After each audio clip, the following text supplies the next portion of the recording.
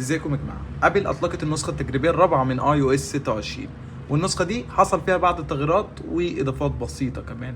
بس الميزه الجميله ان الليكويد جلاس او السائل الزجاجي رجع تاني، التصميم بتاعه بقى شكله مميز جدا. يلا بينا نخش في الموضوع على طول، يلا بينا.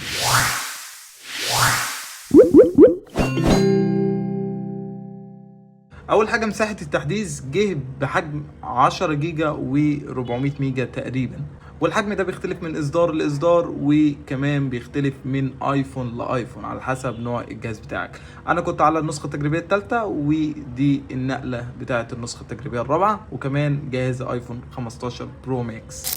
بالنسبه للاجهزه المدعومه للاي او اس 26 من اول ايفون 11 وانت طالع. بالنسبه لرقم البناء، لو دخلنا كده على الاعدادات ودخلنا على عام وحول واي او اس فيرجن، هتلاقيه بينتهي بحرف الاي، وده معناه ان احنا قدامنا لسه 3-4 تحديثات عقبال ما يظهر النسخه التجريبيه النهائيه اللي هي الار سي، وبعديها نشوف النسخه الرسميه في شهر 9 مع ايفون 17. بالنسبه للتغييرات الجديده، واول حاجه يعني الليكويد جلاس. اخيرا الليكويد جلاس رجع، وتصميم السائل الزجاجي اللي احنا كنا كنا عجبنا رجع، بس ما رجعش بالشكل اللي هو الاوفر زي الاول، رجع بشكل هادي شويه وافضل من النسخه التجريبيه الثالثه طبعا بكتير. لو دخلنا كده على تطبيق الموسيقى هتلاقي الليكويد جلاس زي ما انت شايف كده، الليكويد جلاس وتصميم الليكويد جلاس رجع زي الاول، بالعكس بقى افضل شويه، في نفس الوقت مديك التاثير الزجاجي وفي نفس الوقت شكله بسيط وهادي. فبصراحه في اكيد ناس بتحب ان الليكويد جلاس او السائل الزجاجي يكون ظاهر اكتر من كده، وفي ناس بتحب انه يكون هادي. فبصراحه ابل المفروض تعمل اختيار ان انت تقدر تزيد من حده السائل ده الزجاجي او التصميم الشفاف الزجاجي، وتقدر تخليه بالشكل ده او تخليه بالشكل القديم. اتمنى ان ابل تعمل حاجه زي كده، لان بعض المستخدمين بيفضلوا الشكل بتاع النسخه التجريبيه الاولى والثانيه. برضه سفاري حصل عليه تغيير جميل جدا، السائل الزجاجي اتحسن ومبقاش فيه ضبابيه في اسفل شريط العايم او اعلى الشاشه. كنت في الاول لما تيجي تسحب كده بتلاقي الحته دي فيها ضبابيه شويه. زي ما انت شايف كده السائل الزجاجي اتحسن اكتر من الاول وبقى افضل من النسخه التجريبيه الثالثه طبعا، بس في ناس ممكن تكون بتفضل النسخه التجريبيه الاولى والثانيه او الشكل بتاع السائل الزجاجي ده. نفس الكلام برضو لو دخلنا على الاب ستور هتلاقي كل ده حصل نفس التغيير في كل تطبيقات ابل، والسائل الزجاجي رجع تاني في كل مكان في نظام اي او اس 26. كمان من التغييرات اللي حصلت، لو نزلت الاشعارات زي ما انت شايف كده وجيت مثلا تفتح الاشعارات هتلاقي الشاشه بتتحول معاك للدارك مود زي ما انت شايف كده، بتلاقيها غمقت شويه، واما بتخفي الاشعارات بتلاقي الخلفيه بقت واضحه. فبصراحه اضافه جميله جدا وبتخليك تركز اكتر، خصوصا لو السائل الزجاجي ما ياثرش على قرايتك للاشعارات دي او الرسائل الخاصه بيك، ودي حاجه ممتازه جدا من ابل بصراحه وشايفها كويسه. كمان الكنترول سنتر يعني اتحسن برضو، السائل الزجاجي بقى الايقونات مديه على شكل ليكويد جلاس مش ضبابيه او شفافه. كمان تطبيق الكاميرا حصل عليه تغيير جديد، وايقونه تطبيق الكاميرا نفسها اتغيرت وبقى بالشكل ده. الشكل القديم زي ما انت شايف كان عامل كده، وده الشكل الجديد. كمان لو فتحت تطبيق الكاميرا لاول مره اول ما تحدث النسخه التجريبيه الرابعه هتلاقيه بيديك المعلومات دي. دلوقتي في تطبيق الكاميرا تقدر تسحب وتعمل سوايب عن طريق نص الشاشه زي ما انت شايف كده، وتقدر تحول ما بين الفيديو والصوره، مش شرط ان انت تتحكم في البار من تحت هنا. كمان البار بقى اسهل في التحكم، مجرد بس ما بتدوس ضغطه مطوله كده وبتسحب بيجيب لك من اخر الشريط او اخر خانه لاول خانه على طول. بصراحه التحكم بقى سلس اكتر في تطبيق الكاميرا وبقى افضل من الاول بكتير. كمان تطبيق الهاتف اتضاف فيه كمان ميزه جميله جدا. لو دخلنا كده على الاعدادات والتطبيقات والهاتف هتلاقي المكالمات الغير او الارقام الغير معروفه اللي انت مش مسجلها، في 3 اختيارات ظهروا جديده ان انت تقدر تخليه يسال ان مين المتصل او محتاج ايه.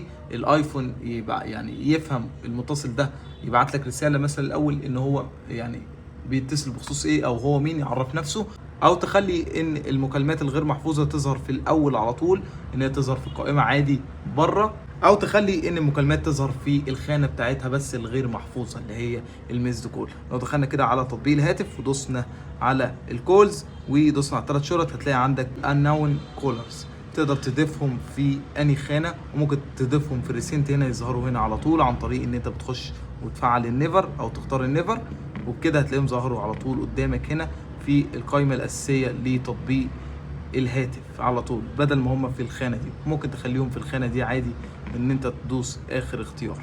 كمان مش بس ده اللي اتغير، كمان لو دخلنا على الاعدادات ودخلنا على الخلفيات، خلفية iOS 26 برضو حصل عليها بعض التغييرات. لو دخلنا كده على الخلفيات ودوسنا add new wallpaper، زي ما انت شايف كده خلفيات iOS 26 بقت في نوع جديد من خلفية iOS 26 بالشكل الدايناميك. لو اخترنا الخلفية دي كده هتلاقي بتتغير بالشكل الدايناميك ده او المتحرك زي ما انت شايف قدامك كده بشكل جميل جدا. النظام تجريبي في بعض التقطيعات زي ما انت شايف قدامك كده، بس بصراحة شكلها كويس جدا. كمان ايقونة تطبيق الخرائط اتغير شكلها وبقت بالشكل ده، تغيير بسيط من ابل لتطبيق الكاميرا الايقونة بتاعته، وكمان ايقونة الخرائط. كمان اول ما تثبت iOS 26 هيظهر لك رسالة ترحيبية، وكمان اعدادات الابل انتليجنت، كمان اعدادات سيري. ده اول ما تثبت النسخة التجريبية الرابعة من iOS 26.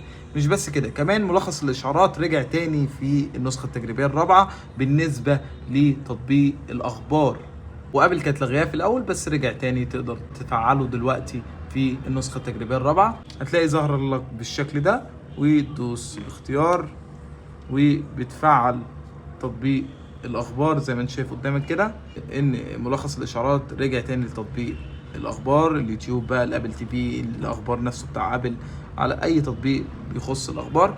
بس طبعا بيديك تحذير ان ممكن تواجه بعض المعلومات الغلط او ملخصات الغلط، فانت بتفعل الاختيارات دي وبتعمل اوكي.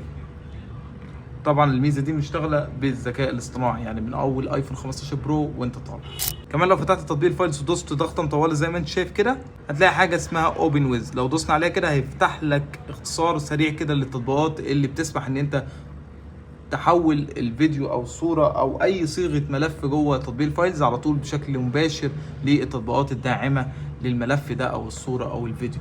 دي بالنسبه للمميزات. بالنسبه للاصلاحات اللي حصلت في التحديث ده، وكان في مشكله كبيره جدا الناس كتير اشتكت منها، اللي هو البحث في تطبيق المكالمات. لو دخلنا كده على تطبيق المكالمات ودخلنا على جهات الاتصال هتلاقي البحث مش موجود. لو دوسنا على البحث من الجنب هتقدر تبحث عادي جدا. كمان لو اخترنا الشكل القديم او الكلاسيكي ودخلنا على الكونتاكتس هتلاقي السيرش موجود بشكل طبيعي جدا بالشكل العادي بتاع iOS 18. كمان في مشكله لغايه دلوقتي ما اتحلتش، يعني انت لو على تطبيق الصور وشغلت فيديو مثلا زي ده، ابل النهارده اهم الاسابيع لان ابل هتطلق التجربه العامه للجميع. زي ما انت شايف كده ان الفيديو لسه شغال والصوت شغال، مع اني انا خلاص خرجت من الفيديو. بالنسبه لنسخه التجربه صراحه المشكله دي لسه موجوده، ولو شغلت كذا فيديو ورا بعض جوه تطبيق الصور لازم تخرج من تطبيق الصور وتخش تشغل الفيديو اللي بعديه، وعشان تفصل الصوت لازم تقفل تطبيق الصور نفسه او تخرج منه خالص.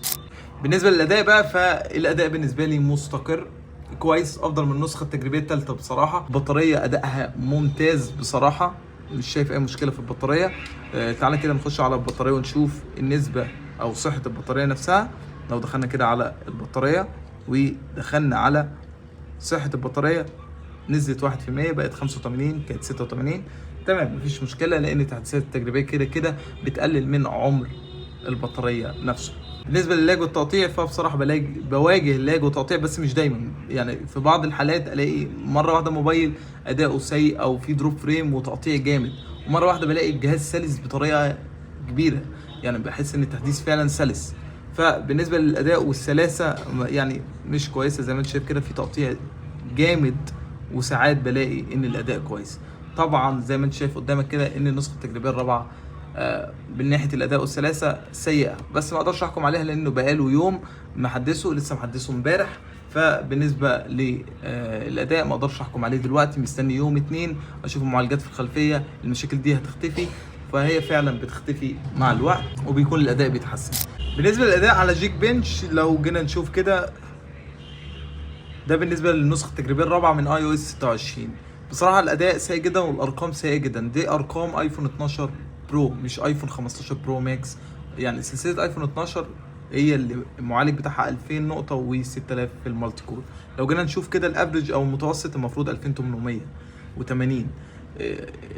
الاداء مسجل ان هو 2000 بس، فدي طبعا يعني ارقام سيئه جدا بالنسبه لهاتف زي ايفون 15 برو اللي المفروض يكون 7000 في المالتي كور والسنجل كور يكون 2800. فالمعالج مش شغال باعلى كفاءه طبعا عشان ده لسه التحديث منزله، فاكيد في معالجات في الخلفيه، فبعد يوم 2 بتلاقي المعالج بدا يستعيد قدرته تاني وبيشتغل باعلى كفاءه.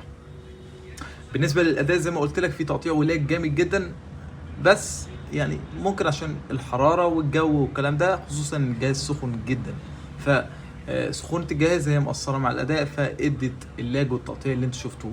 انما لو الدنيا مكيفة او البيئة مكيفة بتكون طبعا التقطيع ده والأداء بيكون سلس اكتر من كده بكتير. انما بالنسبة للأداء بشكل عام لو انت في مكان كويس درجة الحرارة مش عالية، الجهاز هيعطيك الأداء المناسب، مش احسن حاجة طبعا. بالنسبة للنسخة التجريبية الثالثة والثانية والأولى هيديك أداء ممتاز. انما بالنسبه للنسخه الرسميه زي 18.5 هيكون الايفون بيديك افضل اداء من النسخه التجريبيه الرابعه من iOS 26. بالنسبه بقى امتى احدث التحديث ده وحدثه ولا لا، لو انت زي ما انا قلت على النسخه التجريبيه الاولى او الثانيه او الثالثه، حدث للنسخه التجريبيه الرابعه، ممتازه وكويسه بالنسبه للبطاريه والاداء، خصوصا لو انت يعني في درجه حراره كويسه مش هيضايقك الاداء. بالنسبة لو انت على نسخة تجريبية رسمية زي 18.5 او حتى نسخة تجريبية من 18.6 فخليك زي ما انت، الاداء هيكون مستقر والجهاز هيديك اعلى اداء لو انت محتاج اعلى اداء ومش عايز اي تهنيج او مشاكل في الايفون بتاعك، فما تحدثش iOS 26. بالنسبه للنسخه التجريبيه الخامسه فهتنزل يوم الاثنين اللي جاي لا اللي بعده، وبالنسبه للبابليك بيتا ممكن تنزل النهارده اللي هي النسخه التجريبيه العامه من iOS 26. وبس كده، ده فيديو النهارده، اتمنى يكون الفيديو عجبكم. ما تنساش تعمل لايك وتشترك في القناه وتفعل زر الجرس، قولي تحت ايه رايك في الليكويد جلاس والتعديل اللي حصل فيه، هل الاول احسن ولا دلوقتي. اشوفك الحلقه الجايه، سلام.